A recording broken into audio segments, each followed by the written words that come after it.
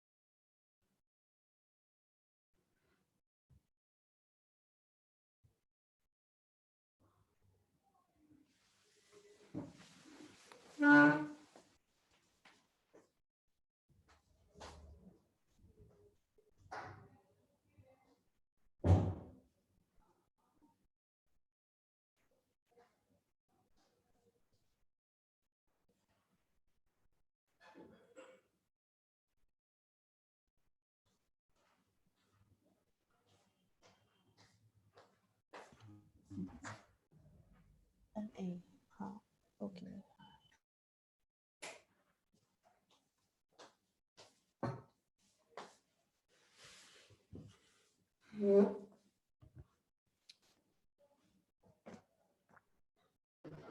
Vipin? Hello, Vipin. Yes, ma'am. I also have to share screen, okay? So I'm stopping now. Sir, Dr. Agarwal, Yeah. after I make my opening comments, I will ask you to Okay. formally welcome and talk about the college. Sure. Then Dr. Lata will pick up for the report. Okay.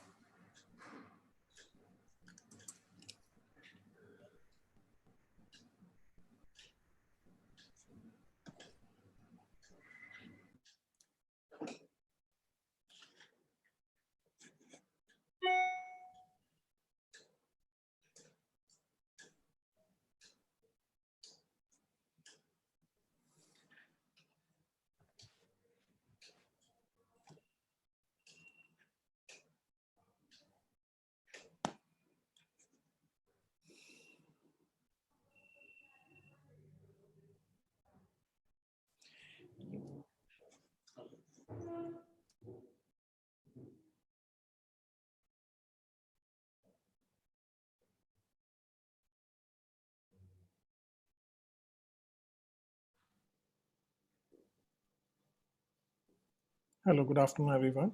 Sir, welcome, sir. Good afternoon. Welcome, sir. Good afternoon, sir. Sir, Good our afternoon, chief sir. guest is here, Professor KB Das. Das Saab, our chairman, Professor Sanjay Kapoor, is here. Yeah. Professor Namaskar, Sanjay Kapoor ji. Namaskar. Shall we start, Lata ji? I think, sir, we can start. Yeah, please. Right, sir? Okay. Good afternoon to all. Good afternoon to the participants of the third online induction orientation program organized by the Teaching Learning Center of Ramanujan College, University of Delhi. This online teaching learning program, this induction orientation program, it's a 1-month program which started on the 1st of September, is drawing to its close today with this formal valedictory session. And we are very happy to welcome all of you here today, distinguished guests, Professor Kshiti Bhushan Das, who is the Pro-Vice Chancellor of Indira Gandhi National Open University, Professor Sanjay Kapoor, who is the chairman of our college and professor in the University of Delhi. I welcome my principal, Dr. S.P. Agarwal, the director of the program, Dr. K. Lata, and all my colleagues and associates of this program who are with us today. And of course, I welcome all the 2,500 plus participants of this orientation induction programs who have joined us on online through with the channeling of this program through YouTube. Welcome to all of you. Before I formally ask Professor Dr. Agarwal to welcome you all formally, I just want to share with you a reflection that came from one of our participants a few days ago. And she is Dr. Payal Sen Chaudhary, who was sending us this little reflection of hers. And she wrote to us saying, as the program is drawing towards an end, having a heavy heart to think it will soon be time to bid everyone adieu. Started the program with so much of inhibition and queries. As we proceeded, grew more as a family, supporting each other at completing assignments, even strongly arguing on issues. I don't know of others, but this has been my longest program attended. We'll miss the continuous beep of messages and the constant tension of completing assignments and quizzes in time. Thank you, organizers, for your immense patience, and friends for your constant help. Best wishes to all of you for your coming days. It's a very, very touching note, a very touching message, which makes us believe that we have really been successful in doing this. It brings us a great sense of joy that we have this kind of an intimate, touching message coming from one of our participants. Even if one out of the 2,500 plus participant has felt like this, I think we have succeeded in our mission. But I'm very sure, sir, that many participants of this program have felt similarly as Dr. Payal Sen has felt. So it has been a very gratifying thing that we have worked so hard for the last 1 month to put everything in this program in place and to ensure that the program runs smoothly without any problems for the participants across the country who have been with us for the last 1 month. So yes, we feel nostalgic and probably a little sad that it's all coming to an end today, but it has been a gratifying and an extremely fulfilling experience for all of us. I now request Dr. S.P. Agarwal, our principal. He needs no introduction. He has already been a very integral part of this FIP, like he has been for all the other programs, online programs that the college has been doing for the last 4 months. And I have already introduced to him to you, all of you, when he came in as one of the resource persons for one of the programs, one of the lectures. But yes, he is our principal. He has been leading this college from 2008 onwards. And he, as I have already said, he always leads from the front, and he's a very inspiring leader and has made our college what it is today. Dr. S.P. Agarwal, Principal of Ramanujan College, to formally welcome all our guests today. Thank you, Nirmalya. Thank you for all the nice words. And thank you for sharing one of the views of our participants. Actually, we are really very passionate to hear from our participants. Good afternoon and welcome to all the dignitaries and our dear participants. Well, our chief guest today Professor KB Das, Pro Vice Chancellor, IGNOU. He's not only an eminent educationist from the area of commerce and management, but also a very able administrator. I think he is the best person to speak to the participants today. Well, our own Professor Sanjay Kapoor, who is chairman, governing body of this college, basically again a very eminent and educationist and a scientist. Basically, he's in the area of plant molecular biology, and he has done research in the areas in the varieties of rice in the country. So basically, we need such scientists in this country because agriculture is the core of this country in times to come. Director of the program, Dr. Lata, co-director, Dr. Nirmalya Samanta, all other organizing team members who are very passionate to do these programs, and dear participants. Once again, we welcome you on behalf of Teaching Learning Center, Ramanujan College, Delhi University. Well, friends, I'm talking to you, I think, for the third time. First, I talked to you in the inauguration. Second, I had a lecture on academic governance, and today the valedictory function. Well, I know that program has been very rigorous for you, for all of us, as well as you have learned everything what I should not say everything, but we touched upon most of the things which will be you requiring in your career as a teacher, as a researcher, as a professor, or whatever you want to call, because this not only talks about curriculum design, pedagogy, counseling. Basically, we all are counselors to our students, research, ICT, MOOCs, then strategic planning and management. Well, friends, one thing which is, is the talk of the town today is our national education policy.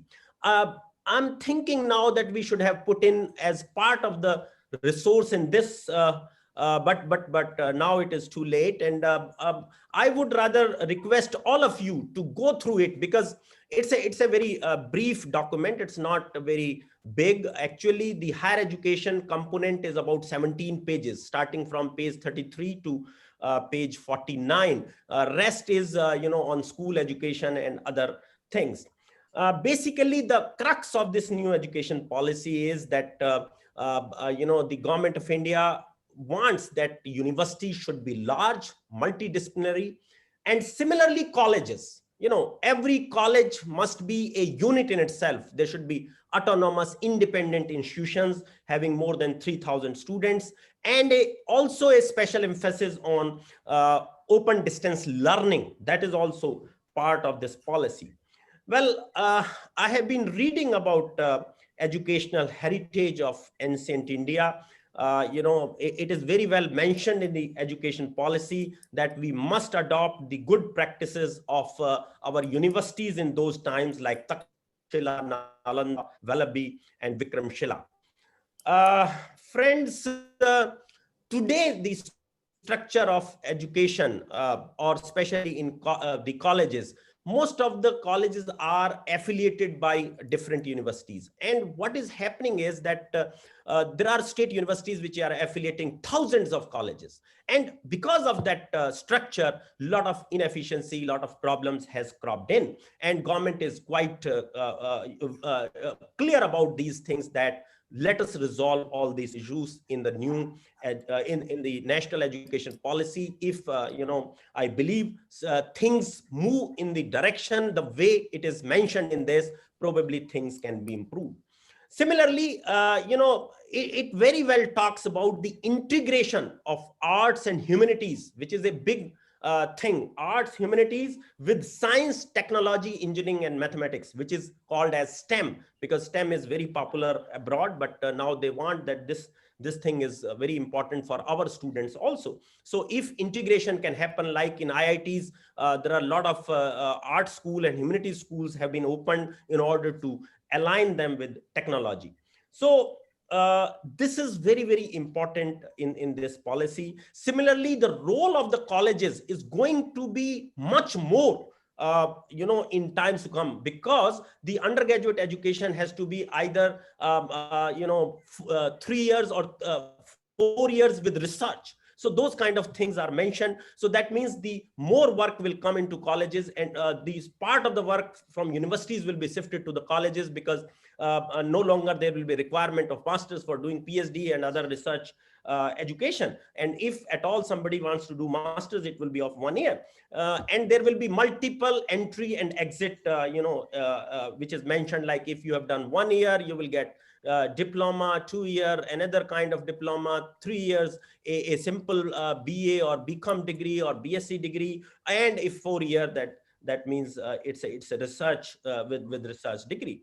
And another important emphasis is outcome-based learning, which is there now, but a more emphasis that whatever we plan, whatever we do, whatever curriculum we design, we should be very specific, but what is the outcome of that? And then, the internationalization of education, globalization, we can say. Globalization here, we really do not mean that we should adopt from the West and implement. Whatever is, best for us, and the good practices of our own and good practices of from other countries should be aligned together for our requirements. And moreover, we should make our institutions as hub for foreign students. That is the emphasis in internationalization or globalization. Well, another important aspect mentioned is, the faculty should be highly motivated, energized, and capable faculty should be hired and trained through such kind of programs which we are doing. And then of course the equity and inclusive education is being very well targeted in that.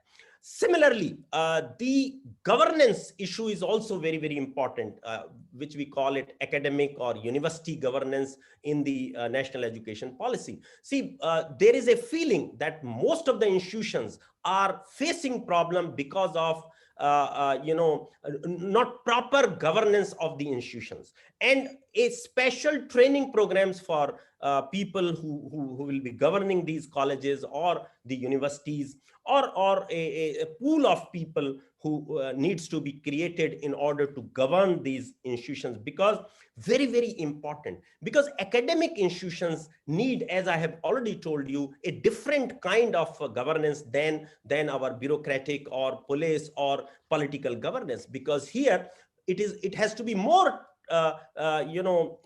more participative, teamwork is required. And similarly, there is some apprehension about new education policy that they have imposed board of governors. Well, my feeling is that it is not a encroachment into our independence, but it is for our facilitation, like we have now. If academic people, if the people inside the institution will do their job properly, probably board of governors will help you.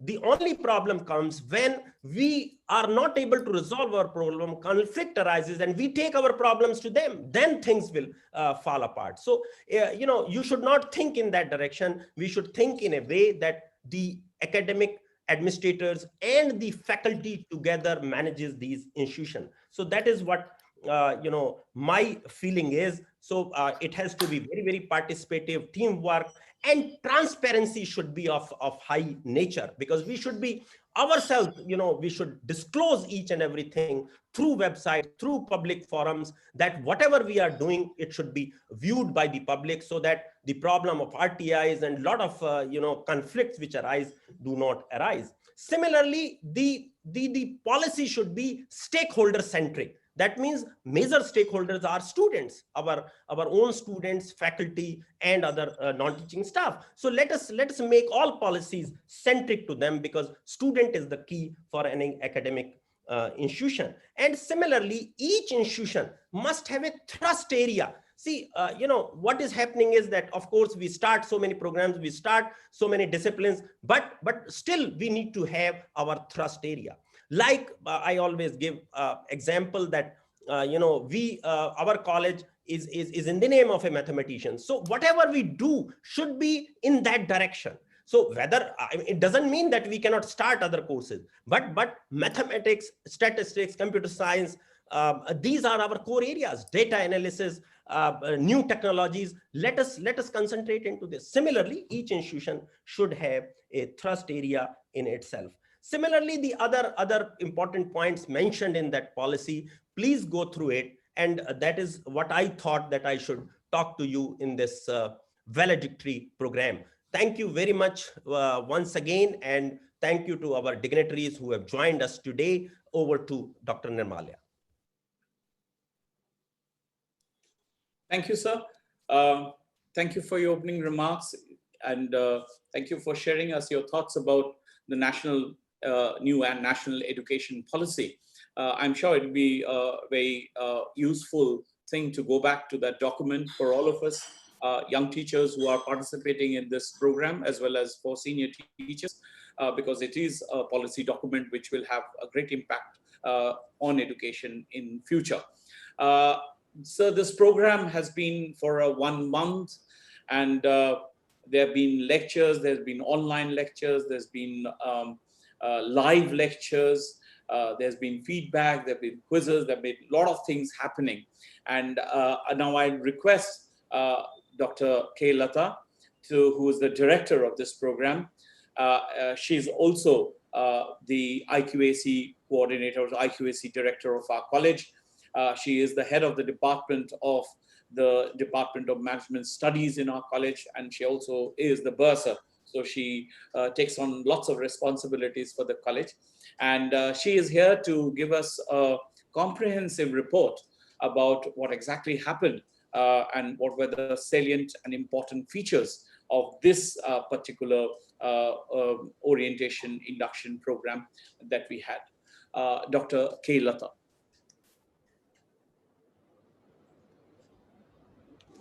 Thank you, Nirmalia. Am I audible? Yes. Yes, ma'am. Yeah. Yes, you are audible. Honorable Chief Guest for the day, Professor K.B. Das, Pro Vice Chancellor IGNOU, Guest of Honor, our own Professor Sanjay Kapoor, Chairman Governing Body, Ramanujan College, Dr. S.P. Agarwal, Principal, Ramanujan College, Dr. Nirmalia Samanta, Co-Director, Faculty Induction Program, fellow colleagues, dear participants, a very good afternoon. It's with immense pleasure that I share with you the following. We are one of the most successful centers in fulfilling goals of Pandit Madan Mohan Malviya National Mission on Teachers and Teaching.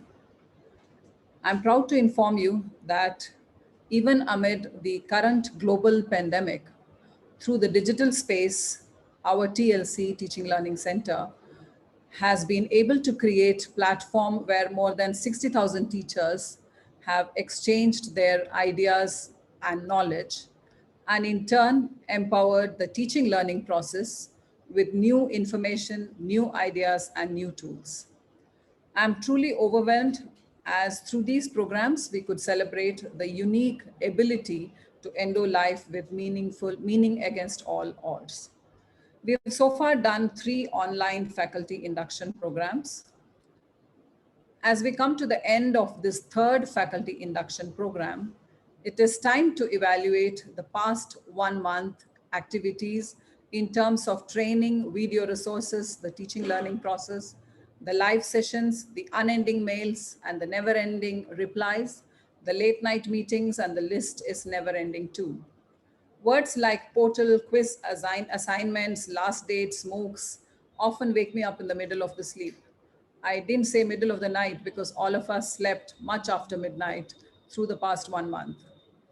To enlighten our chief guest, I would take the liberty of explaining the composition of the faculty induction program.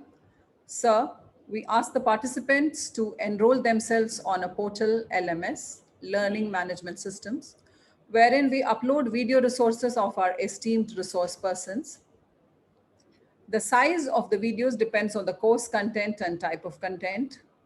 They were followed by quiz and assignments, which the participants answered after viewing and reviewing the videos at their own convenient time and pace. Often the video resources were supported by the live sessions of the resource persons.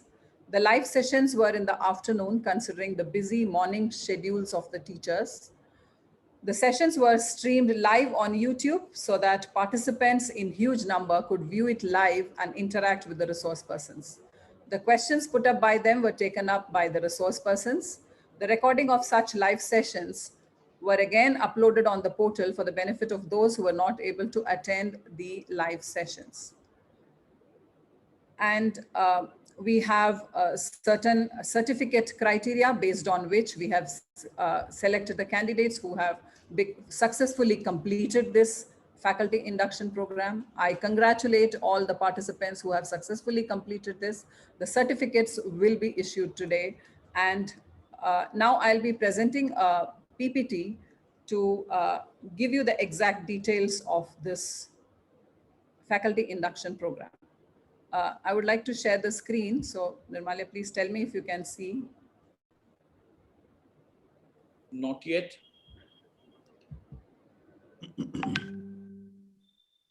No, ma'am, because sharing screens shut the web.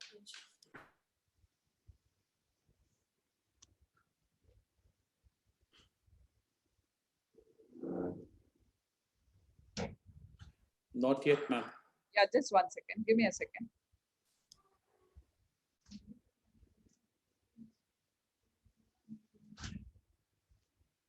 Stop it.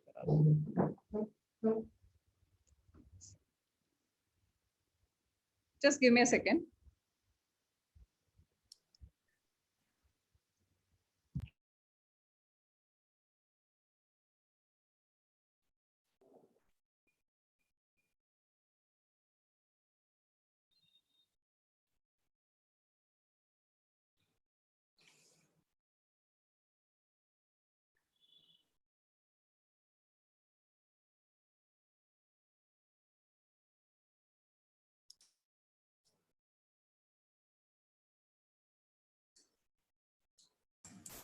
Ma'am, meanwhile, I can share my screen and is it fine?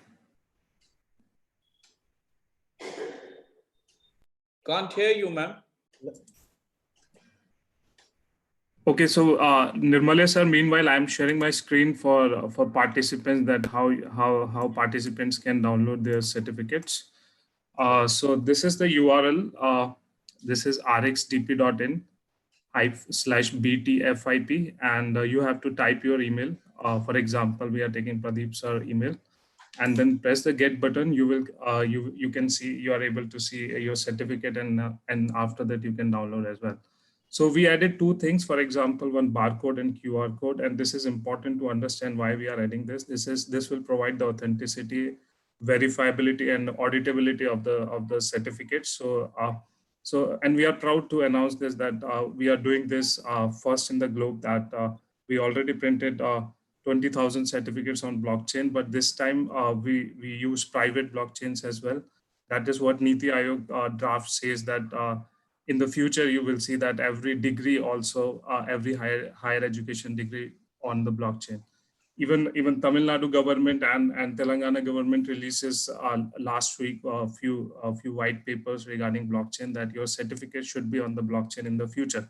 So that's why we use this. And for the verifiability, you can scan this barcode QR code. Also, you can click over here, for example, blockchain hash.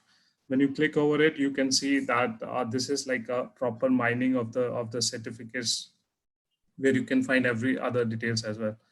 And beside this, we are working one more portal where we will ask for, if you want, you can give us your photo as well. That's again on blockchain. So this is our own private blockchain on which you can see every detail, or anyone can verify your credentials as well. As well as we are making one portal for verifiability again. For example, if I type this hash here, for example, this hash, then anyone can verify over this portal as well. So, and this is what our plan is. We are pushing this to our new portal, facultyofindia.com, so that anyone in this country can generate blockchain-based certificates, can provide verifiability and auditability of their certificates in a proper way. So that's what we started, and this is in the second version. We are planning to give this portal to everyone free of cost, that they can upload their CSV and can generate blockchain-based certificates. So we are planning to push this to the POC, to the Niti Aayog as well. So as you can see, this is like this is our initial portal where we started with some 22,000 already 22,000 faculty already joined, and soon you will see this portal on this platform as well, where you can upload your CSV and can download all these blockchain based certificates. So with this, I want to congratulate all of you, and with this link you can download your certificates. After this validity session, you will be able to download your certificates. Back to you, ma'am. Thank you. Thank you, Vipin. Thank you very much for that details and for explaining to us how the certificate can be downloaded by our participants. I go back to Dr. K. Lata for her presentation on the orientation induction program that we had. Dr. Lata. Yeah, Nirmalya, I think there is some issue. Just give me a minute. I think it should be okay now.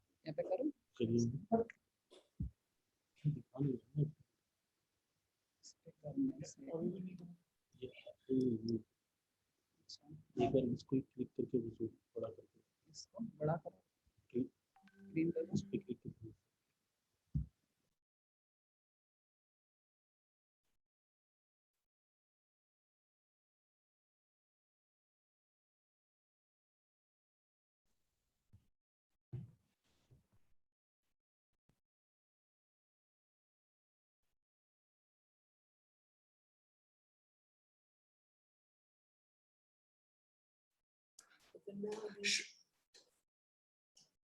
Shruti, yes, sir. uh, Should I present the survey report first? no, ma'am, it's okay. I think she's. Okay. Ma'am, your mic. Ma'am, mic bolo.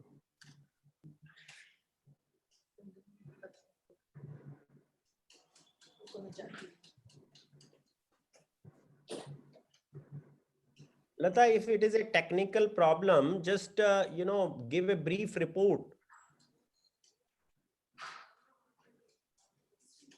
It's not happening. Switch on the mic.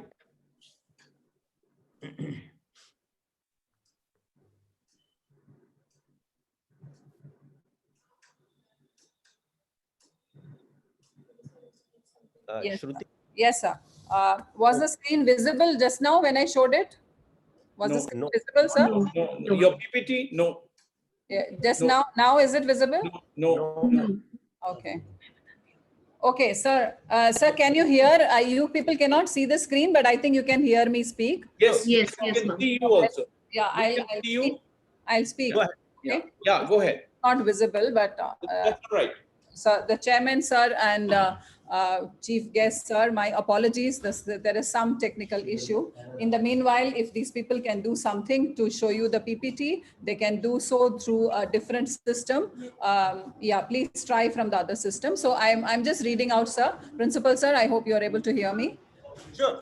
Yeah. Yes, sir. Please Yes. go ahead. So this online induction training program, we started on the 1st of September and it is ending today, 30th September, 2020. We had many live sessions and we had a pic on the PPT to show the snapshot of the last 30 days, the valedictory program. We had pictures of our resource persons in this slide. So unfortunately, I cannot share maybe we are able to show the PPT because they are trying to another system.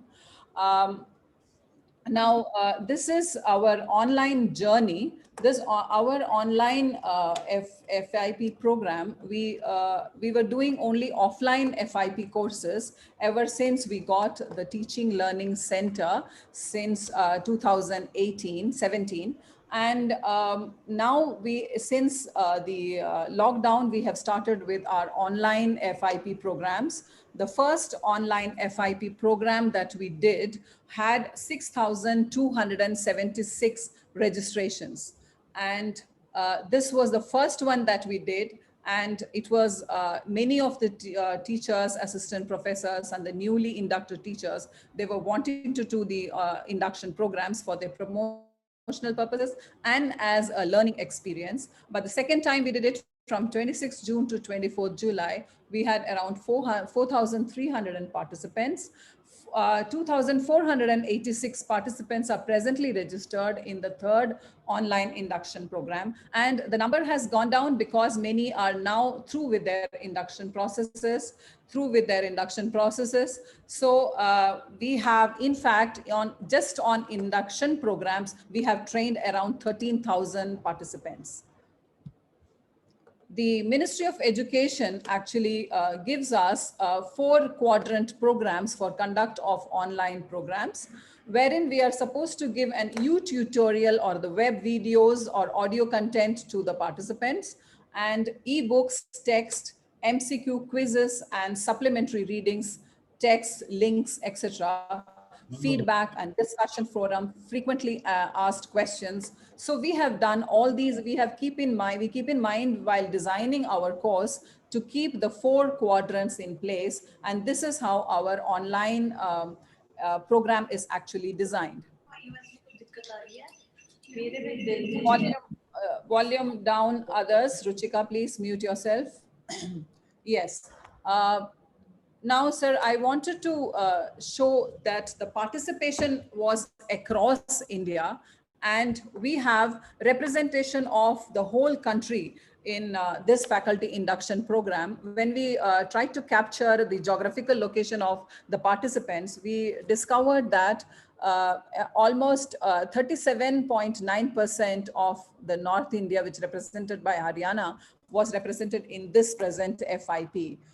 And in the central India also, the majority of the participants were from Madhya Pradesh.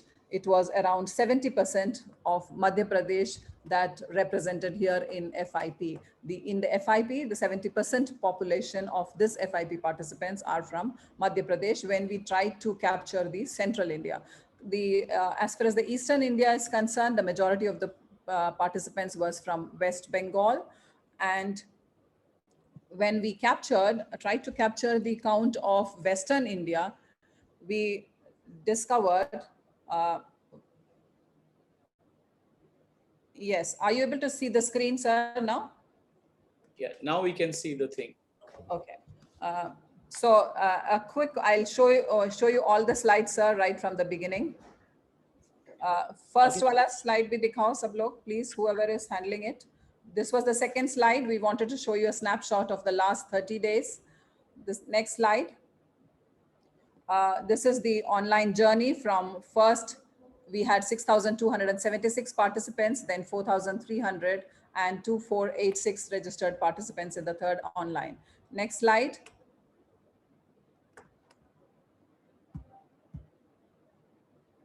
Next slide, please.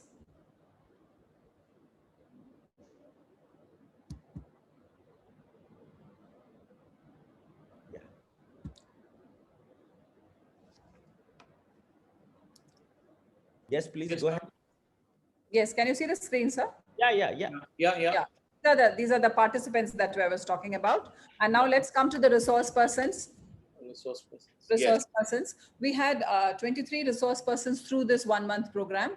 Some prominent names are Professor Anand Prakash, Head of Department of Psychology, University of Delhi, Dr. Shruti Jain, Ms. Bhavya Ahuja, Dr. Harpreet Bhatia, Ms. Shilpa, Dr. Nikhil Rajput, Professor Vikas Nath, and Ms. Shipra Yadav, Dr. Sunil Buddhiraja, he is Assistant Professor from Faculty of Management, Symbiosis International, Dr. Tenzin Thakur, Dr. Neha Yadav, Professor Joseph A. Doreraj, former Vice Chancellor, Gandhigram Rural University, Dr. Surabhika Maheshwari, Assistant Professor from IP College for Women, University of Delhi, Dr. Vibhash Kumar. Next, Dr. S.P. Agarwal, Ms. Nidhi Mathur, Professor Rakesh Godwani, he is founder of School of Meaningful Experiences, Dr. C.S. Sharma from Shriram College of Commerce, Dr. Dipakshi Sharma, and we have our guest today for the valedictory function, Dr. Shiti Bhushan Das, and Dr. Aparajita Mazumdar, also from Department of Political Science, Ramanujan College. The overall topics covered from all the through this course, we included role and responsibilities of a teacher or in institutions of higher education, Google Classrooms, innovative teaching pedagogies, content development, digital signature, curriculum design, understanding research through qualitative and quantitative analysis, understanding environment, solid waste management, NAC accreditation, and best practices of NAC. We had a live session also. The topics covered also included graduate attributes, oral communication, and plagiarism. And this time we took a very new system of creating resources and open source tools for research, outcome-based education, because Ministry of Education is always asking about outcome-based education. So we had a special session on outcome-based education and open educational resources. Next slide. The highlights of this this 1 month program was inaugural was a live session, interactive, and we had lectures. These were all live sessions, the valedictory. We had around 12 to 13 live sessions. The statistics will follow. Survey of the participants. We just wanted to explore their teaching learning approaches and practices. So Dr. Shruti Jain, after her lecture, gave us, did a survey, and the findings of this survey she will present soon after this. We had an interactive session with the organizing team. The whole organizing team was present, and we explained various ways in which we function, and the human faces were introduced to them. And we also had the participants asking questions and queries in this. The personalized grievance redressal, this was the first time ever that we used WhatsApp also as a medium of communication with our participants. And Telegram, of course, we have always been using, and a discussion forum was done on the Telegram to, for peer learning purposes also. We had a total of 11 live sessions, 28 recorded sessions. Total videos that we gave the participants on the portal were 112. Discussion forum was through Telegram. Quizzes were total 23. Assignments were 6. Feedback forms filled by the participants are 33. And the total feedback responses are 70,143. The total number of participants registered on the portal are 2486.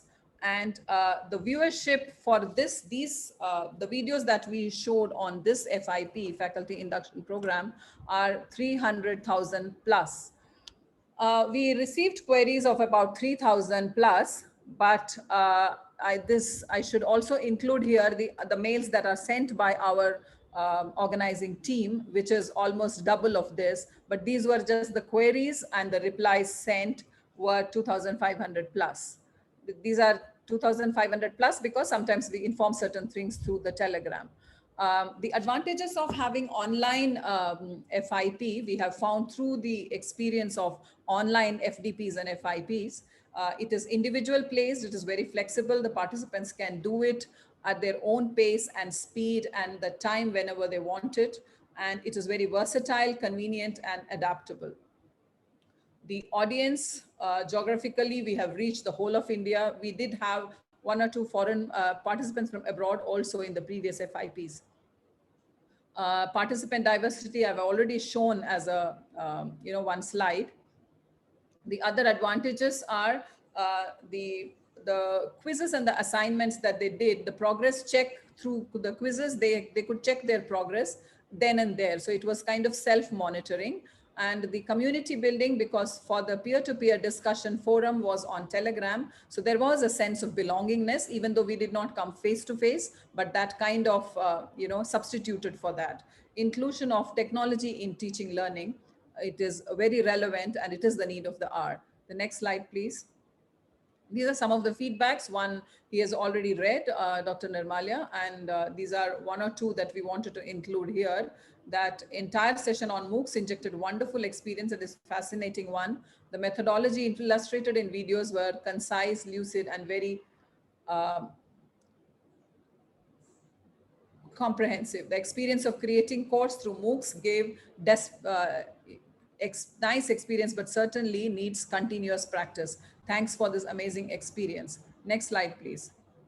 I would also like to mention here, sir, that all the resource persons and all the sessions that we had, all of them are, when we wanted to capture the knowledge after the resource persons delivered their lecture, these are the titles of these are the titles that are given below of the sessions. And we found out that all of them, had above 91, 92% that the knowledge increase level. This is the increase of knowledge level, their satisfaction level after attending the program, after attending each session. So I wanted to just capture this here, that all the sessions, please show the next two slides also. All the sessions showed that the satisfaction was more than, this is very good and excellent, which covered more than 95% in all the cases. So this is a really very nice experience for all the resource persons as well as the organizers. Next slide, please. This is the general feedback that we gave for overall performance, overall rating for at the end of the program, and functioning of the LMS through our program fip.rcmoocs.in. Excellent and very good was 95%. So this is again a very interesting statistics that we wanted to show to you. The next is the user-friendly interface of the LMS, fip.rcmoocs.in. Again, strongly agree, and agree was around 90%. Next slide, please. The timely resolution of queries and mails and other platforms. This also, it is more than 95%. Number of hours spent on an average, it is 3 to 4, 4 to 5, because it is conveniently paced. They could do it at their own pace. More than, most of them said it was about 4 to 5 hours, 3 to 5 hours. Live sessions rating is around 93%, 94%.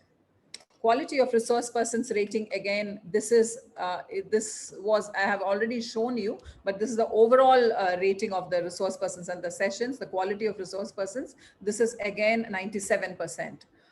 Overall content of the program was also very satisfactory, 97% here again. Next slide, please. Overall knowledge addition of the topics covered is again 95%, 96% almost. We also wanted to ask the participants about if they would recommend their colleagues and friends to join the faculty induction program at Ramanujan College. This was a whopping 98.1%. So that is really very humbling experience, and appreciation from them is actually well appreciated by us also. Thank you very much, participants, for this feedback. Next, the outcomes of this are 400 plus courses developed by participants on practice1.rcmoocs.in. This was after they were taught MOOCs. The quizzes submitted by the participants are 50,000. Assignments submitted 11,927, and participants successfully completed the program are 2271 out of 2486 approximately. So the rest have not qualified for this FIP certificate. Yes. Certification, like Vipin has already announced, because of the time lag that I had while sharing the screen. This is the, all of you can note down this link. This is where you will find your certificate, and the procedure and the quality of the certificates Vipin has already mentioned. And I will like to mention here, before I pass it on for the further program to Nirmalia, that this is the first time ever that on the same day of the valedictory session in an online program, we are going to release the certificates soon after the valedictory program. So big round of applause for the organizers and the technical team, in particular Dr. Vipin and Dr. Nikhil. So thank you very much, and sorry for the technical mess in between, and I pass on to Dr. Nirmala. Thank you, Dr. Lata, for this program, for this very comprehensive report that you have given. But I must say that we are sorry for the little glitch we had in the middle, but technology always sometimes kind of betrays us. But before I would also like to add to Dr. Lata's presentation that it has always been our endeavor as an organizing team to reach out to our participants in an intimate human way. Of course, the platform is technology, the platform is cloud, the platform is computerized, but there has always been an effort and a way of trying to reach out to all of you as humanly as possible in terms of answering your questions, in terms of getting your feedback and renegotiating some of our ideas. And also the fact that what Dr. Lata mentioned, the 2-hour session that the entire organizing team had with the participants, where we tried to answer all your questions, all your queries, where we interacted with you, was an immensely fruitful experience, learning experience for all of us. And thank you very much. And thank you, Dr. Lata. I would now ask Dr. Shruti Jain to make a presentation about the survey that she did while this program was going on. Dr. Shruti Jain. Thank you, sir. Good afternoon, everyone. I hope all of you had an amazing experience doing this 1-month program. Having an experience of being on both the sides, I sincerely want to congratulate all the participants and the organizing team for the successful completion of this program. I will be sharing with you the results of the survey conducted on the first day of this faculty induction cum orientation program. The survey helped us explore and understand the various teaching learning approaches and practices that are opted and followed by teachers across India in the higher education system. Audio ठीक नहीं है आपका, कुछ problem. Okay. So I can hear her. Yeah, we can hear, sir. Yeah, her audio is okay. It's here. fine, ma'am. It's fine, ma'am. Yeah, Shruti, continue. Shruti, continue. Is it any better? Yeah, it's fine. It's fine, Shruti, continue. Other thing, you will be happy to know that the survey could gather the practice, beliefs, and opinions of more than 2,200 teachers who come from 30 different places of our country. So here are some insights into the survey that was conducted. I would just be sharing my screen.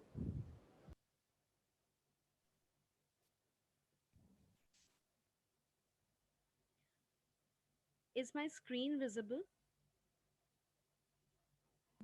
Yes, ma'am. Yes, it is. It is. Shruti, continue. Okay, okay. During the required Shruti, you were more audible without this additional thing that you have, external thing that you have added on to your. Okay, Yeah. ma'am. Is it better, ma'am? Is it good? Okay. This is better. This is better. Okay, okay, okay. During the required contemporary shift from teaching culture to learning culture, when inquired about the degree of belief in the student-centric learning methods, 83% of the teachers expressed a strong belief in an education environment where students should become active constructors of knowledge and put the acquired knowledge into practice, and the rest were also in a partial agreement to it. However, what needs our attention is the fact that even when almost none has dismissed the importance of student-centric methods of knowledge creation, just 16.5%, sorry. Yeah, 16. Just 16. Yeah, sorry. Just 16.5% of the teachers are able to devise student-centric activities for more than 80% of the syllabus, and a substantial 40.9%, which is this, 40.9% are still not able to support more than 60% part of the syllabus with student-centric activities. So this is this part. Now, let us study the data regarding the belief in traditional classroom setup. Intriguingly, Though on one hand, 83% of the teachers believe in student-centric methods and activities, yet ironically, on the other hand, 23.4% strongly and 67.1% partially, that is making a total of 90.5%, also conform to the opposite traditional approaches like lesson imparting. The reflected irony leaves us to think about certain gaps like, are we still in the process of striking a balance between the traditional teaching-centric approaches and student-centric approaches? Or second, are there still some disciplines that can only be preached or dictated or merely imparted? Or last, is it that there's some kind of limitations in setting up student-centric space? Next, this one goes to the opportunities and promises of the fast emerging digital world in the education system. 52% of the teachers, that is this, frequently and 36.6% at times had been innovatively using technologies in the classroom even before the current global pandemic COVID-19. Coming to the next, post-COVID, 37.3% of the teachers have chosen the medium of online meeting platforms and 15.6% would like to continue with traditional classroom structure. 47% of teachers like the flipped classroom model. Next, let us discuss about healthy relationships that lead to happy learning and to our joy. A total of 98.7 of the teachers 98.7% of the teachers counsel or mentor their students. Interdisciplinary approach is one of the prime importance during the global transformation that is taking place in the higher education system. And we should be happy that most of the higher education institutes of our country are recognizing and working towards this necessity. 77.8% of the institutes have generated opportunities for interdisciplinary projects.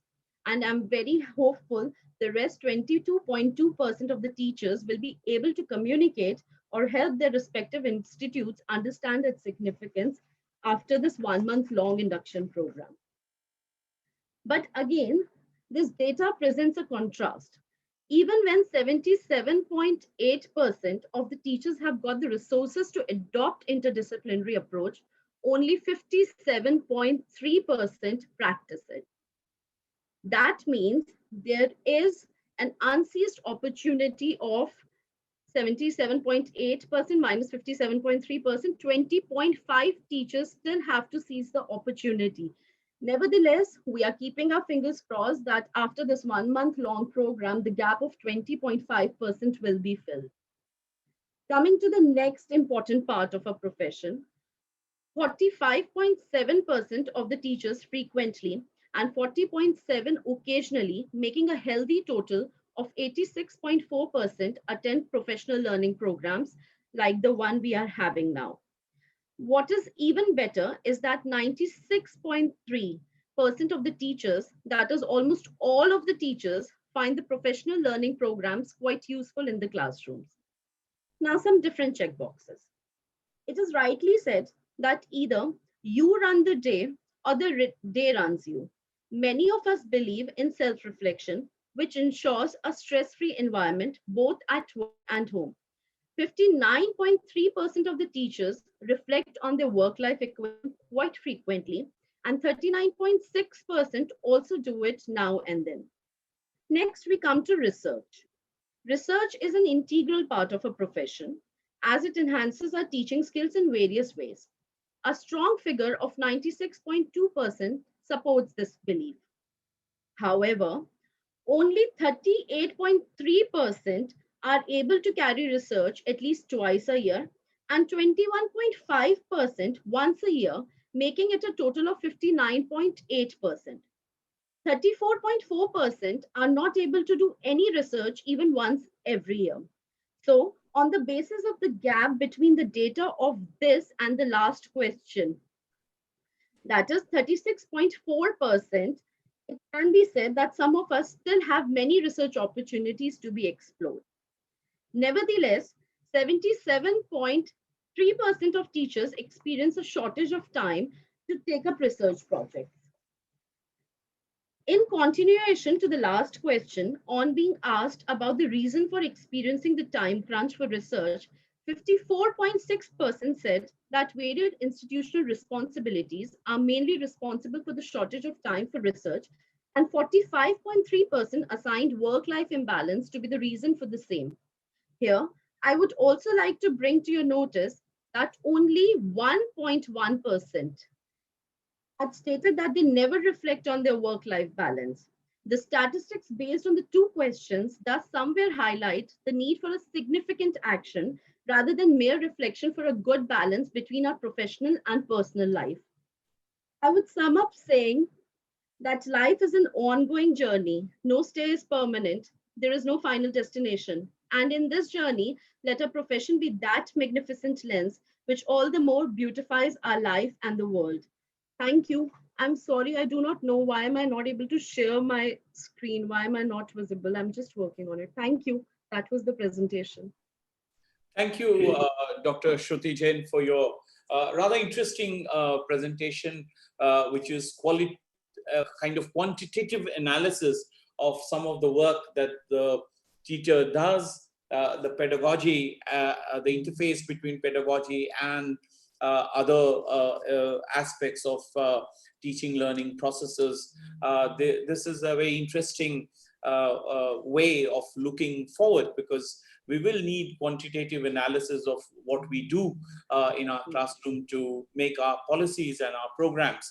As Dr. Agarwal had mentioned in his opening remarks about the national education policy, that the future is certainly based on some of these statistics. And I'm sure we will work on these. Thank you very much, Dr. Ken. May I now straight away go to Dr. Bibhash Kumar, a colleague of mine in the Department of Management Studies.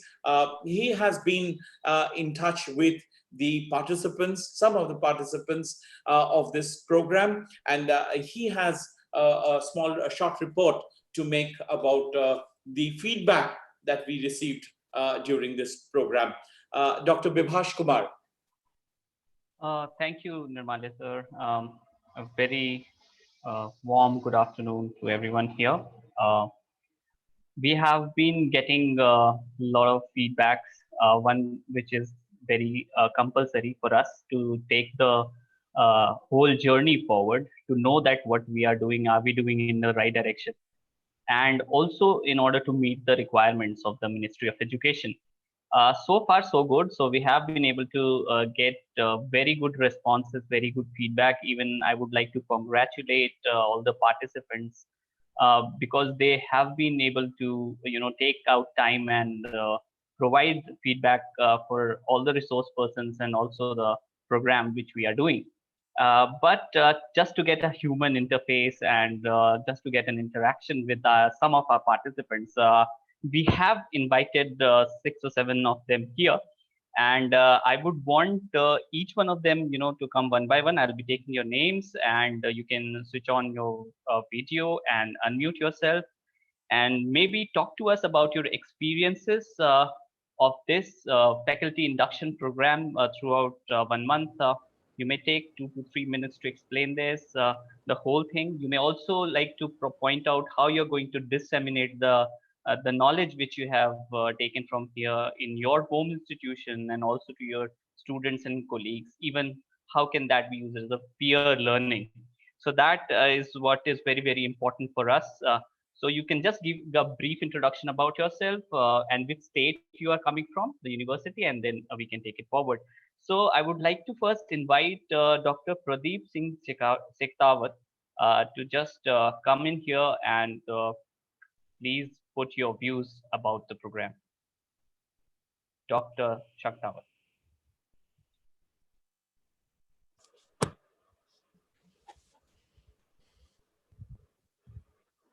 Yes, Dr. Sektawat. Thank you, sir. It is my honor and I feel privileged to have been shortlisted for the feedback to be presented.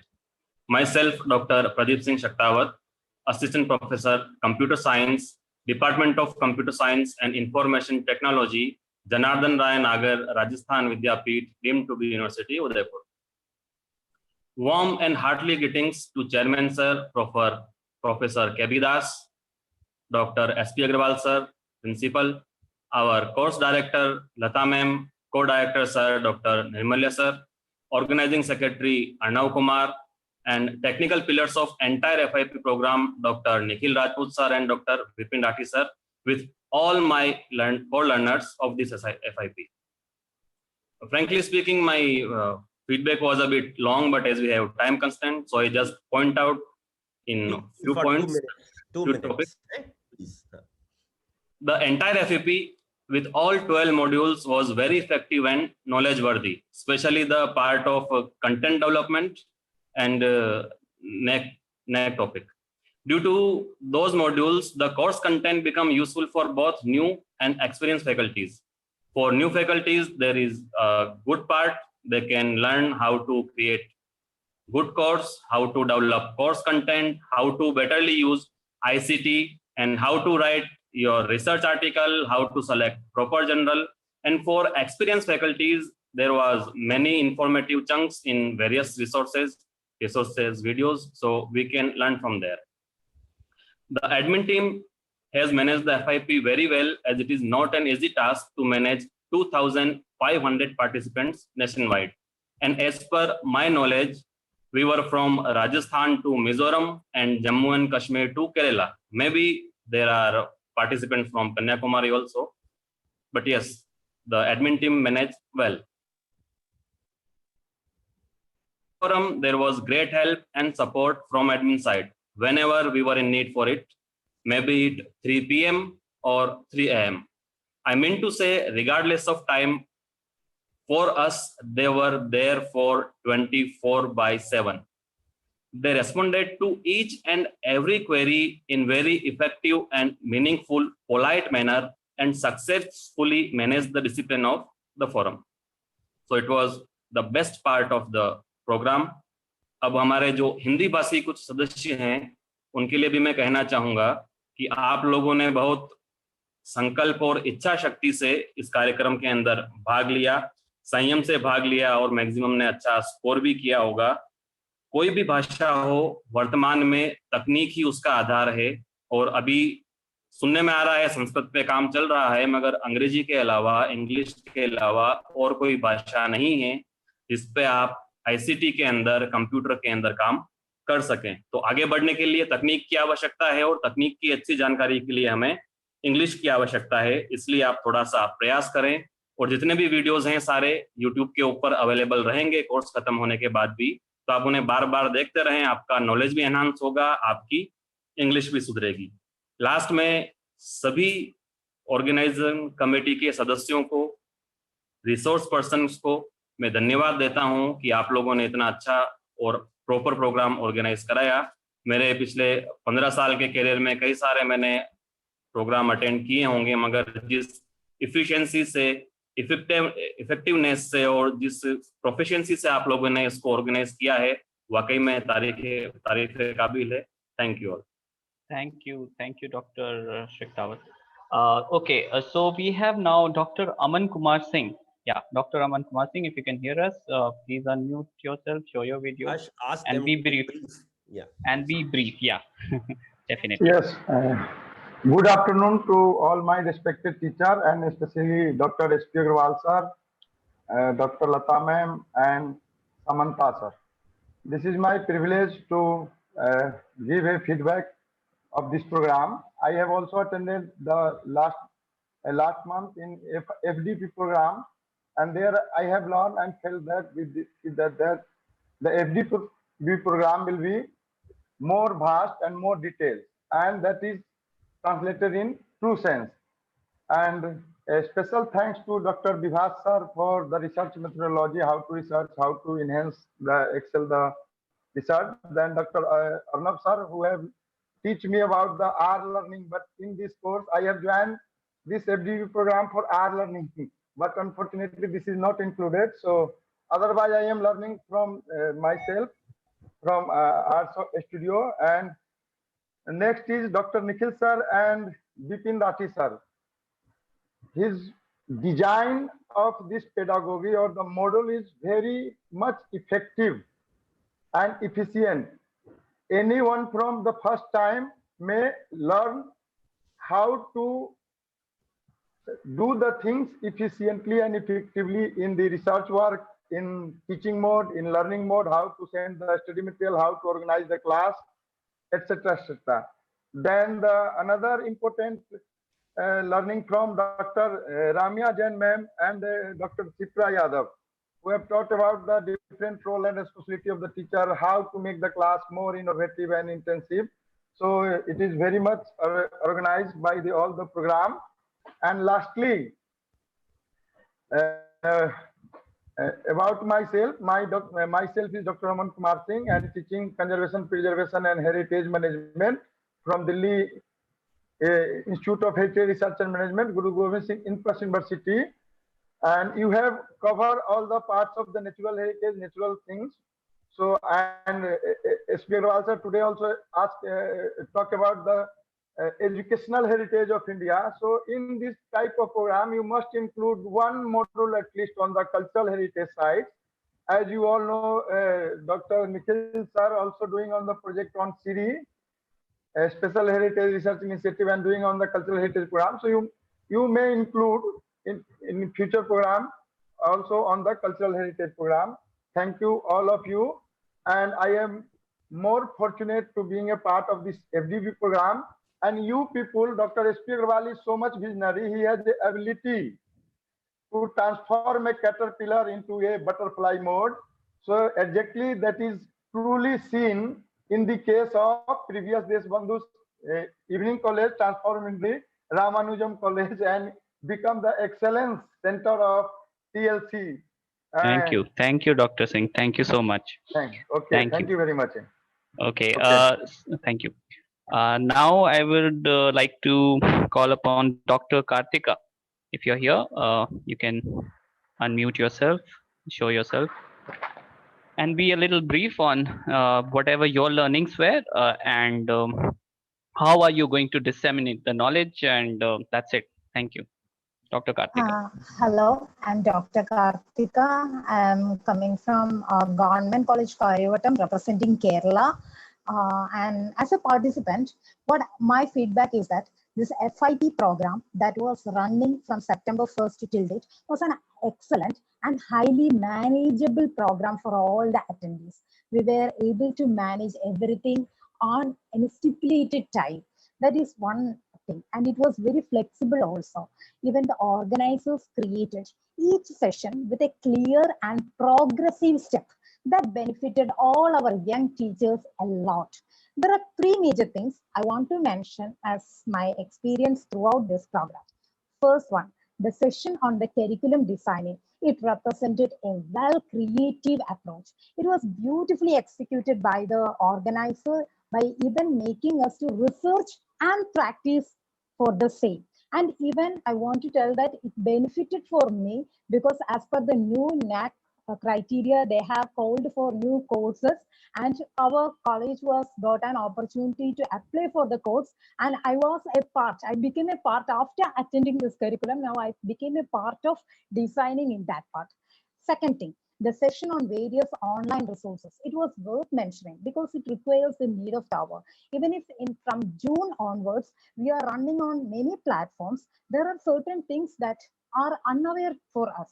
So this was highly helpful for us. And third and most important thing was the session on the NAC.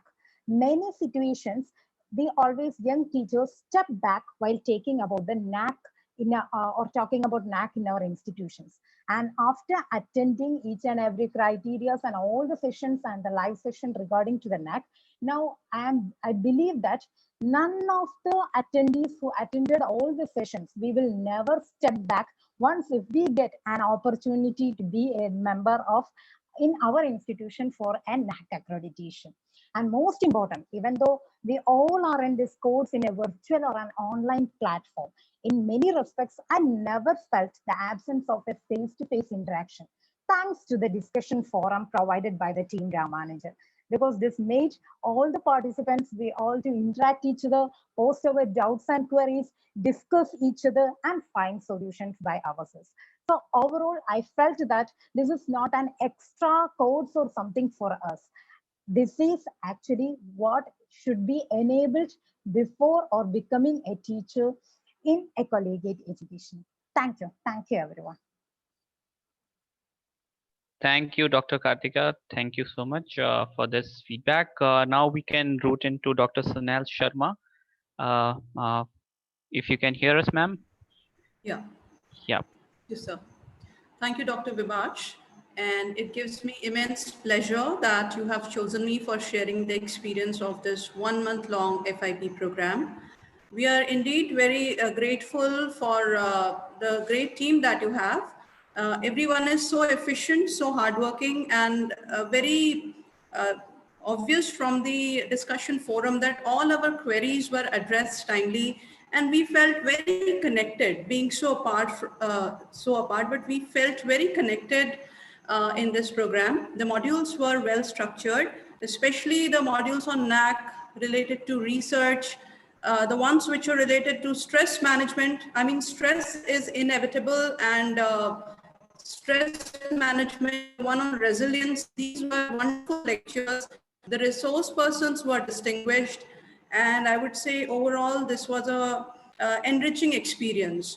During these times of Corona, like these times of remote teaching, you have also equipped us and enabled us to use different interfaces and tools, ICT tools, for making our classrooms easier and effective. I would like to thank Dr. Nikhil, Dr. Vipin, and others in the ICT department also to bring such wonderful interfaces for us. Also, special thanks to Principal Sir. The experience that you had shared about how you have turned this college from an evening college to this very well-known and distinguished Ramanujan College. We don't have a magic wand, or we cannot do it overnight. We have to strive for years, and it is a very a major responsibility on our shoulders to contribute well in this particular field of education. I thank you all once again. It was very enriching and very good experience. Thanks a lot, team. Thank you, Dr. Sharma. Thank you so much for this feedback. Now, can I have Ms. Smita Vedehi, if you're here, ma'am? You can come up. Yes. Yeah. Yeah, please. A very warm good afternoon to all the resource persons, all my respected mentors, and all my fellow participants. First of all, thank you so much for choosing me to express my experience with you all. And it has been a very enriching and a very, I'm full of all gratitude for the team that during this the 30 days that I have learned so much as a teacher. So basically, it started with the roles and responsibilities of a teacher. And then it included things like NAC, how to create the MOOCs platform. And then also it covered the societal responsibilities that a teacher holds in terms of teaching topics like environment, related to environment. And then as Ms. Shipra Yadav had covered the sexual harassment at workplace, which as a female teacher, I think it was very, it was an experience and it needed learning on that topic. So coming from Delhi University, and whenever I thought about FIP, I always thought of doing it from Delhi University, and Ramanujam College particularly is known for the quality programs that it runs. So talking about my experience, it's very fulfilling, and I'm full of nostalgia also, because it's become like a family, and the way you all have treated us, all the participants, you have answered our queries on time, and it has been a hand-holding experience for all of us. So thank you so much. And I start my career as a teacher from today itself, because now I'm full of everything technical knowledge, from digital handling of the how to make the Google classrooms and everything. And now I feel that I'm equipped to play the role of the privileged role of a teacher. So thank you so much, team Ramanujam. Thank you. Thank you, Ms. Vedehi. It was wonderful to have you here. And I'm sure all the participants are sharing the same thoughts behind this program. So thank you so much. I hope this gives us strength to move forward and do many more programs such as this. So thank you so much. Over to you, Dr. Nirmalia. Thanks, Dr. Vibhash. Thank you very much. That was very heartening to listen to the participants and their feedback. It's always nice to hear good things about your own self and your own program, for which we worked very hard. But I must tell everybody at this point that the motto of the Teaching Learning Center of Ramanujan College is reaching the unreached. And the fact that in the last four months of these online courses that we have been doing, we have been able to reach more than 60,000 teachers across the country in different parts of the country, located very often in very remote parts of our country through our programs. That itself is a very satisfying experience.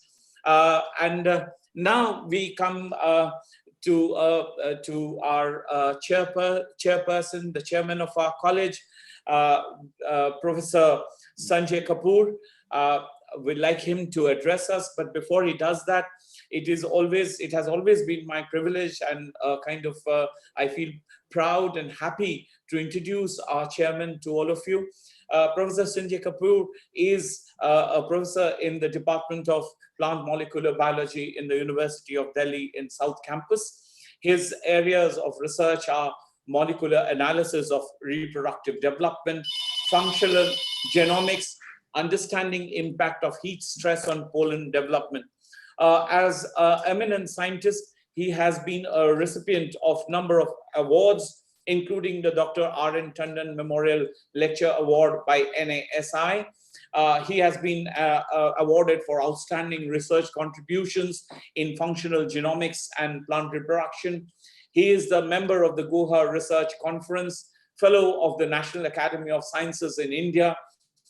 He has 6 patents, technological patents under his name, a large number of publications in both national and international journals of science. He has, as a professor in the Department of Molecular Sciences, he has done research supervision for his students, and he is a techno savvy.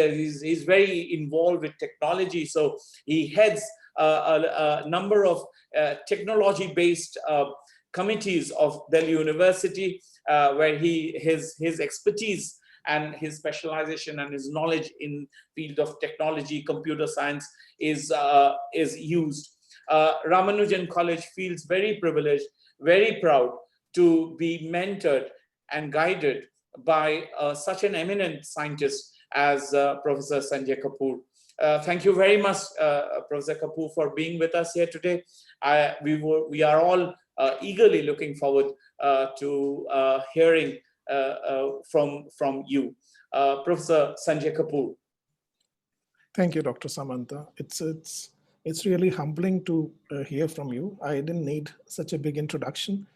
I am here in the capacity of the chairperson governing body, but I'm always learning from all of you a lot, especially when it comes to organizing such humongous events where 2,000 participants are learning something from a college in Delhi University. It makes me proud. It makes me proud as a part of Delhi University fraternity.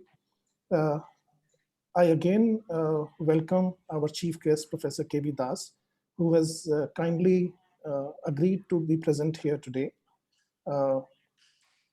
Dr. S.P. Agarwal, and the star of the today, the organizing team, Dr. Lata Sharma, Dr. Samantha Yu, Ms. Shruti Jan, Vibhas, and everybody whom I'm able to name or not able to name also.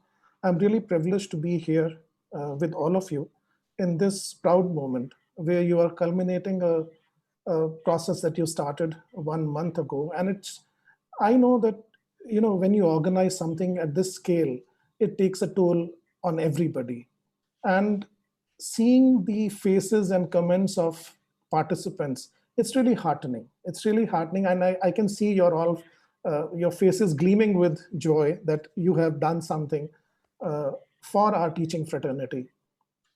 I also understand that, when we join a higher education system as teachers, in the departments, although we are, blessed with the facilities that we have for research, but somehow I would feel that these kind of facilities should also exist in our colleges as well, because as our new educational policy is getting formed, and in years to come, a lot of load of research would fall on the shoulders of college teachers as well.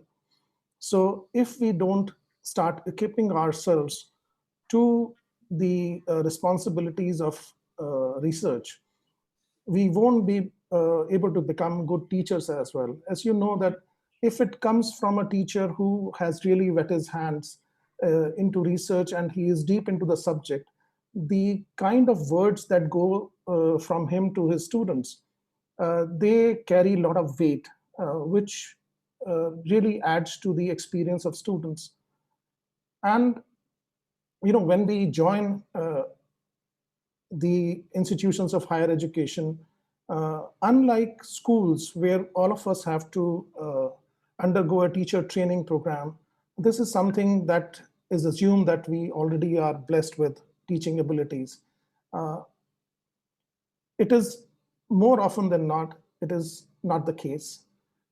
When we join here, sometimes we are taken up in this profession because we have done research, because we have published papers in a particular area, we have done PhDs, but the crux of dealing with students and interacting with students, that doesn't come naturally to us. We learn it on the job.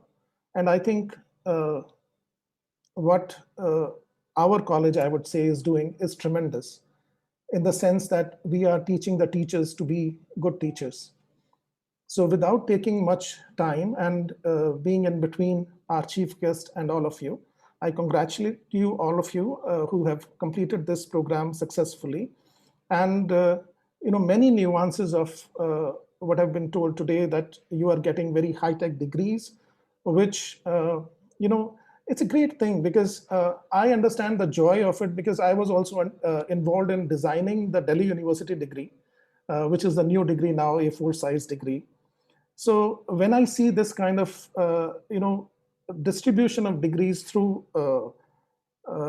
ICT means in such a manner that can be technologically robust and can be distributed to the students or to the participants in such a short time, this opens up new areas of utilization of ICT in our entire education system.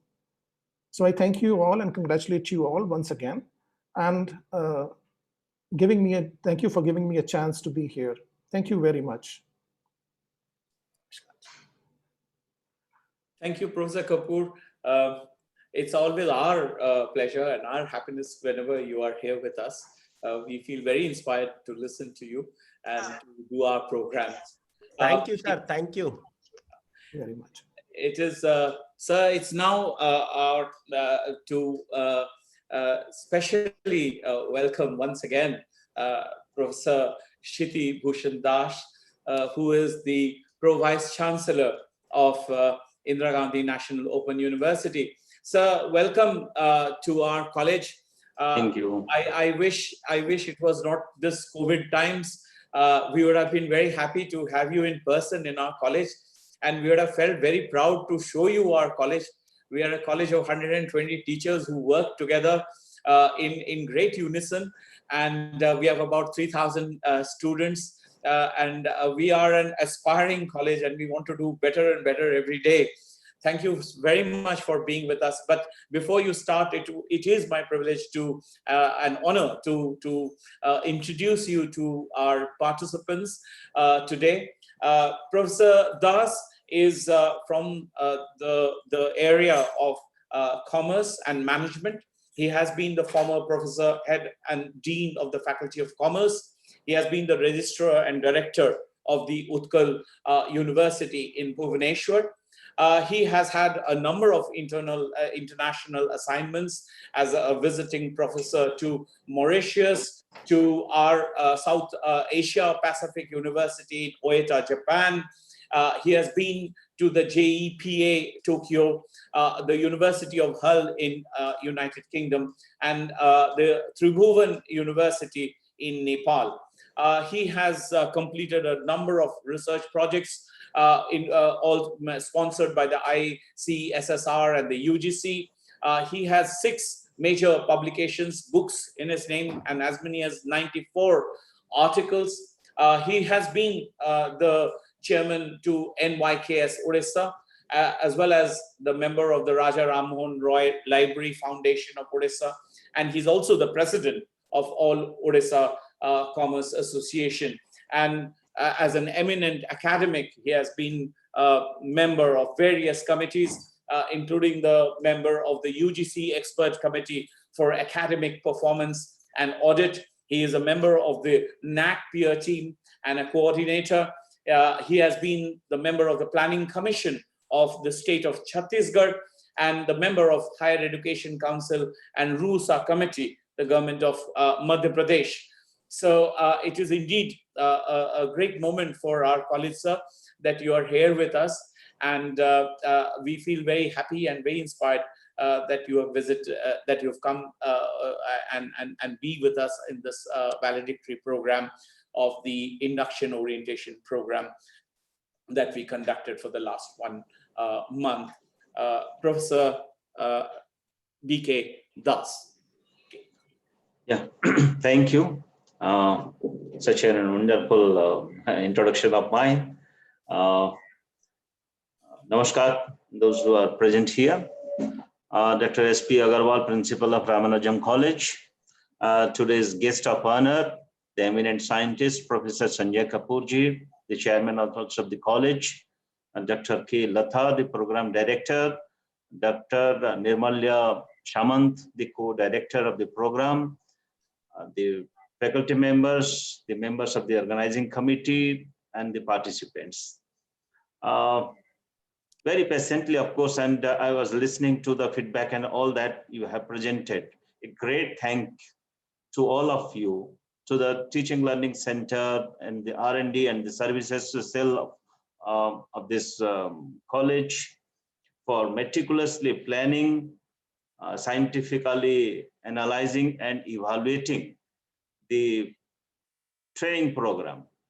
I'm really impressed with the analysis, particularly about the survey, about the satisfactory level of the participants with the varied parameters, with the varied indicators. There were excellent feedback. Even the training module, you have incorporated all that which is required, need of the time. A good methodology also followed for the training program. That is a very good thing. So for that matter, the organizers really need to be congratulated. I also congratulate the participants for that. Now, another point is that there are always efforts. If we look at the National Education Policy announced, there are also efforts towards professional development of teachers in higher education. Probably it was there, as Professor Kapoor was telling, that it was not that the training facility probably was not available when he joined as a teacher. Now, the government and the planners felt it necessary to have a training program for the teachers. And in this backdrop, the training, this professional development, there are 2 questions that I come across always. A question about the scholarship of teaching and learning. And the other aspect is what exactly entails to become an effective and a smart teacher, especially in the changing context of pedagogy and technology in higher education, in the context of the suggested reforms and recommendations in the National Education Policy. Many flagship programs of professional development of college and university teachers were introduced in the past, such as you can see, the faculty recharge program for the scholars of the institutions in-house, enhancing the faculty resources program to rejuvenate the serving teachers. These are all post-induction one. But more important is when a teacher is recruited. We always think about whether the teaching job is a mission or is a compulsion. And if at all it is a mission, probably there is no problem at all. If at all it is a compulsion, what is required is that a lot of motivation is required. So that motivation is given here in the training programs, not only to educate about their professional development, but also to make them aware about their collegial responsibility. Now, if you look at that, the teacher's role, when we talk about the role of the teachers, then it is a great privilege to become a teacher. But there is also a huge responsibility. There is also a huge responsibility. Now, this training program probably will help them to operate in such an environment, this learner-centric environment. But the very, very pertinent question was raised by Professor Kapoor here. It's about how to engage the students and how to engage with the students. These are very, very pertinent questions. This type of training is required, that a teacher must learn to engage himself with the student and also learn the tricks to engage the students. And no doubt about that, it also educates the participants about the technological pedagogies, etc. And of course, these are the mantras of becoming an effective and smart teacher. Now, on entirely in the globe, if you look at that. So I always talk about, say, what is that is being provided? What is the focus? Your new technology and new educational technology, new pedagogies, developing new courses. That's fine. But what is more important, as we both the professors we are talking about, it's linkages between knowledge between the linkages between education and socio-economic cultural development. The teachers, the young teachers must know about that.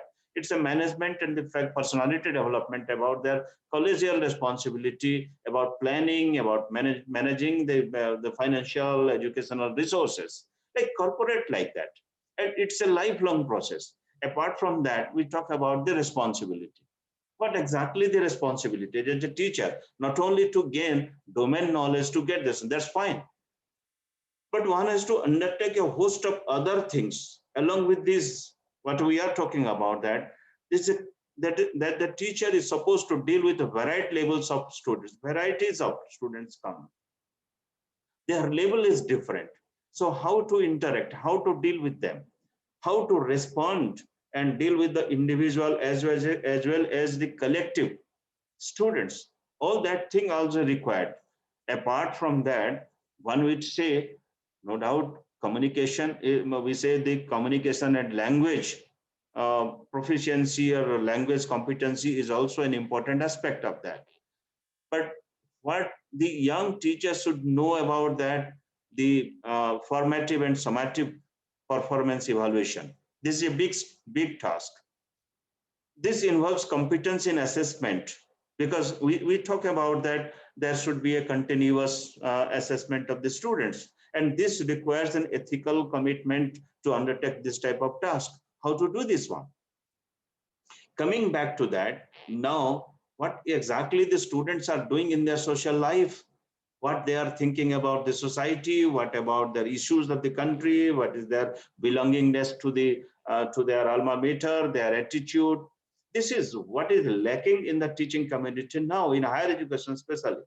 And remember, these must be the takeaways from these training programs. Pedagogical intervention, etc., these are fine. But presently, if we look at that, somebody was talking about the changing scenario of the classrooms. Of course, there is no big lecture house or blackboards. They have become the things of the past that we admire. Now the classes have been reconfigured with the digital gadgets, with white interactive boards, with the document cameras, with videos, with web conference facilities, rest other things what we talk about, notebook, tablets, etc. are used by that. Are the teachers really prepared to face these challenges in the classroom? That is the question. So now, to coming back to that, in order to become a good teacher, what is required is that during my 38 years of as a teacher and a researcher, one need to very sensitive to the class level. What we're referring to, sensitive to the class level, and responding to the independent thoughts of the students.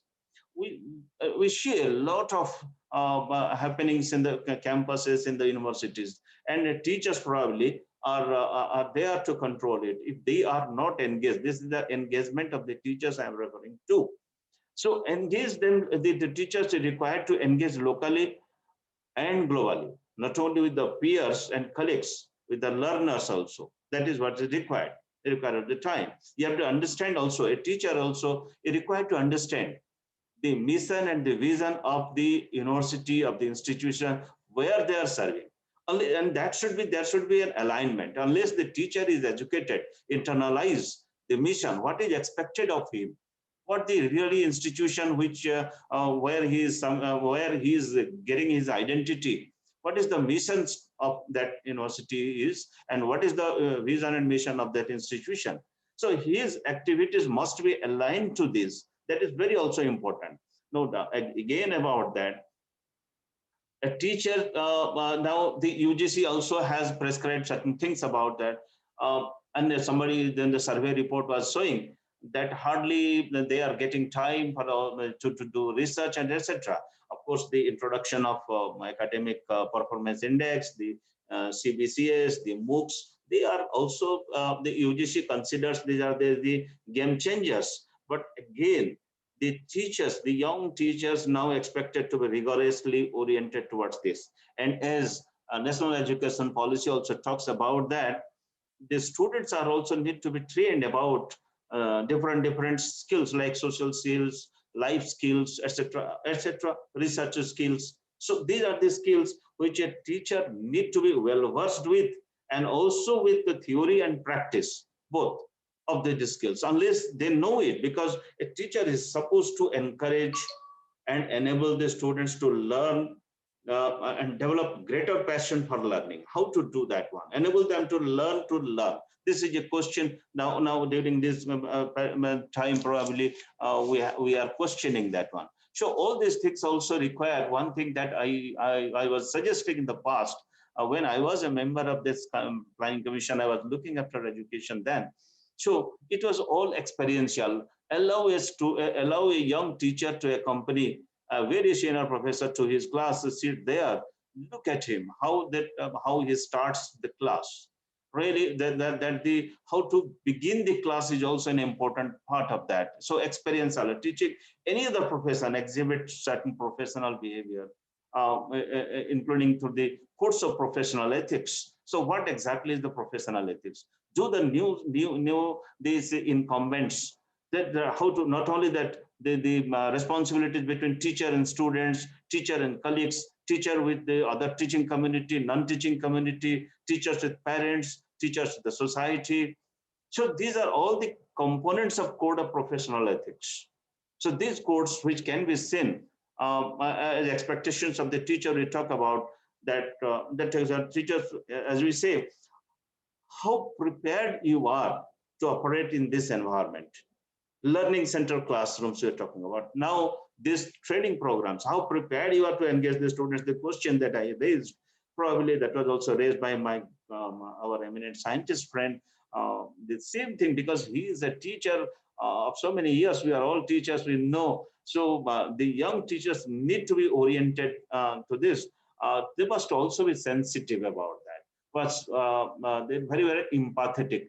Empathy is very important an aspect for to become a good teacher, that I would say. And this is really an wonderful task that every third time during this lockdown, epidemic lockdown period, probably the third time I'm involved in this college. Earlier also I got an invitation from my friend Dr. Agarwal also to visit your campus.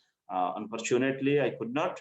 And then unfortunateness also continues now, because physical distancing has to be made and virtually we are meeting. I am really honored to be associated with such a good college. Some good programs are happening, and you are also, I am also thankful for interacting with all that with the 2,500 young teachers. I always love to be accompanied by them, love to talk to them about.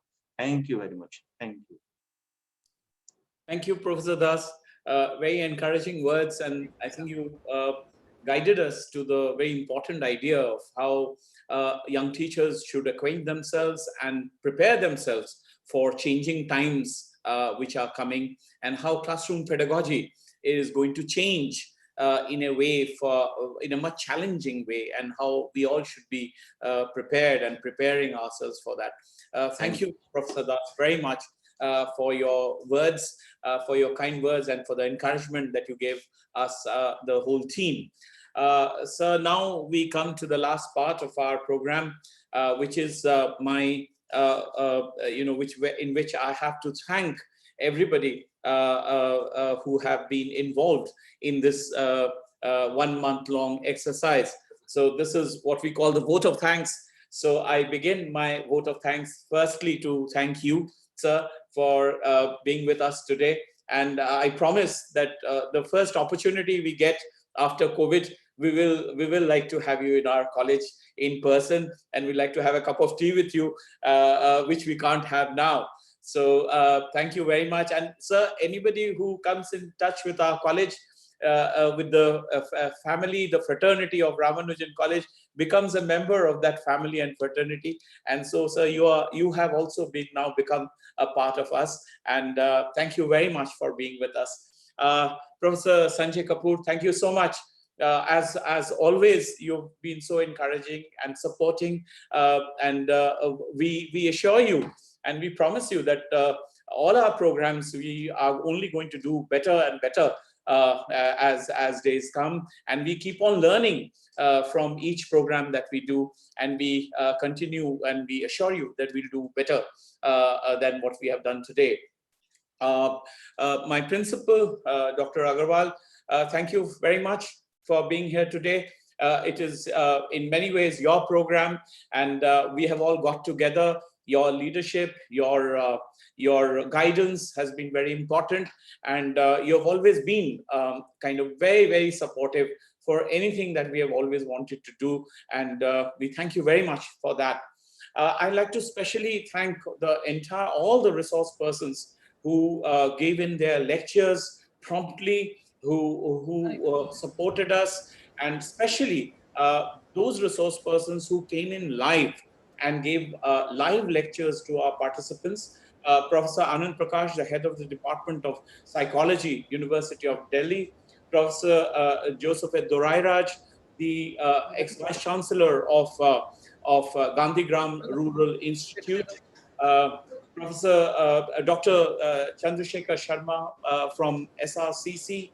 Dr. Surbika Maheshwari, Dr. Rakesh Godwani, Principal Dr. Agarwal, who also gave a live lecture, Dr. Aparajita Mazumdar, and Dr. Shipra Yadav. I would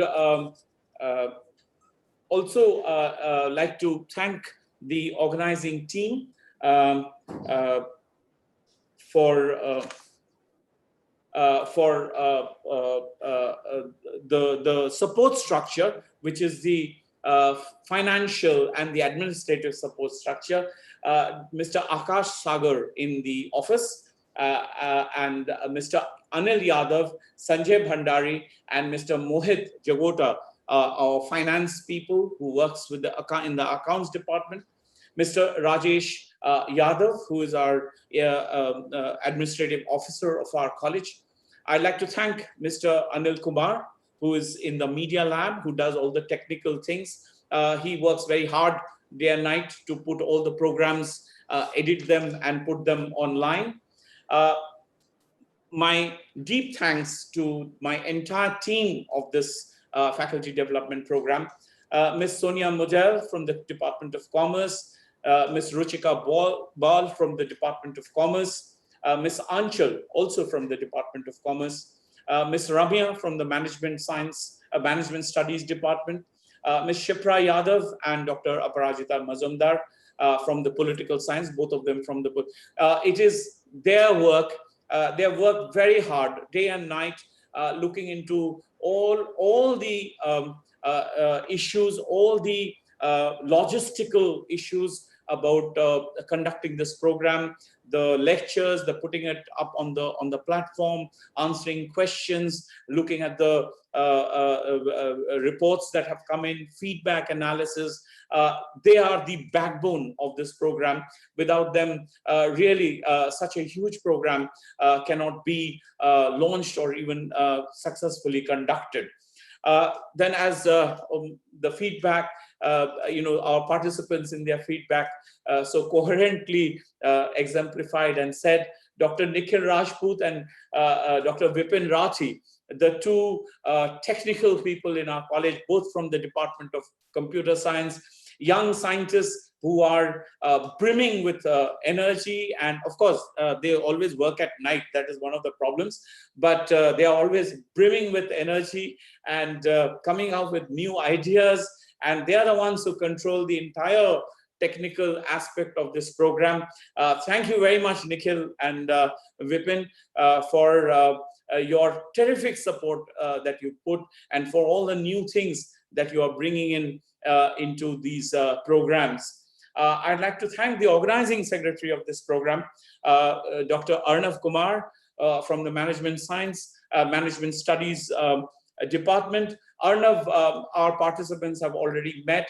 He has been the one who has been looking after all the background work that has been going on for this program. He has also been picking up all the questions during the live sessions and giving us